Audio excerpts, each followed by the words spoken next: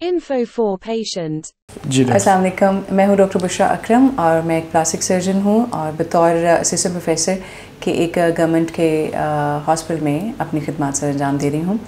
आज का जो हम टॉपिक डिस्कस करेंगे, जिस पे ढेरों सवालात हमें मौसूल हुए थे, और वो टॉपिक है फ़ैट ग्राफ्टिंग का। डॉक्टर साहब, फ़ैट ग्राफ्टिंग क्या है और ये कैसे काम करती है? जी, ये फ़ैट ग्राफ्टिंग क्योंकि आजकल बहुत कॉमन है और ये समझ लें कि न्यू ट्रेंड में है और इसकी सेफ्टी को लेके इसके बारे में अब ज़्यादा बात भी की जाती है और सवालात भी आते हैं।